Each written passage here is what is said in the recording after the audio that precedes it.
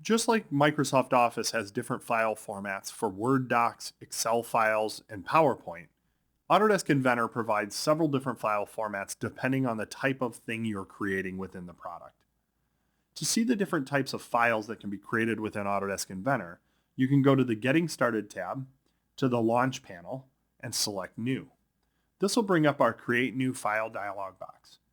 This dialog box is separated into a few different sections that'll help you when selecting a file. On the left is the Template section.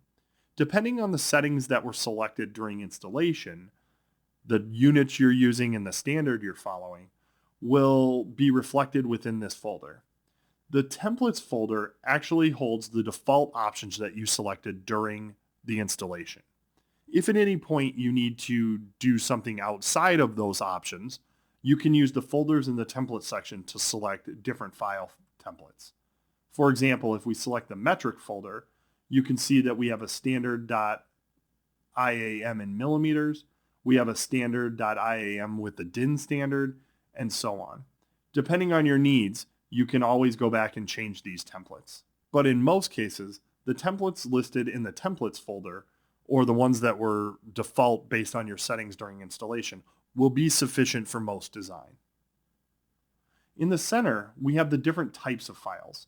We have part files, which represent a single thing or a single object. For example, it could be a pen cap, it could be a tire rim for a car, but the key here is part files indicated by the .ipt extension are single items that represent one part. The other type of file within the parts section is a sheet metal file.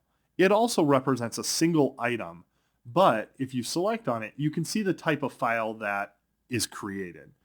There are going to be special tools within this environment that allow you to create unique items specific to sheet metal creation. Things like bends, folds, and flat patterns. Next, we have assembly files. The standard.iam file is an assembly file within Inventor, and it is essentially a wrapper or a container that can hold other part files or a group of part files or even other assemblies. It allows you to take the parts that you've created in IPT format, place them into assemblies, and create connections between those parts to show how they function in the real world. Just like in the parts section, assemblies also have an alternate file type. This is the weldment.iam. It works just like an assembly file, but just like the sheet metal environment, it will include or provide additional tools and functionality that allow you to not only show how the parts are connected within the assembly, but also how they're welded and connected together physically. Next, we have drawing files. Drawing files come in two different file formats. .idw is the standard Inventor drawing file, and standard.dwg is the standard AutoCAD file format.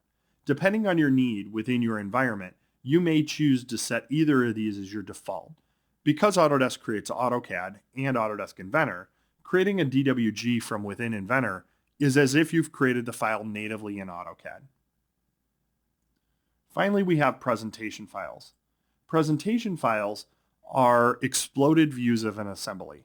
It allows you to take an assembly and show how those parts are connected so that they can be documented properly within a drawing.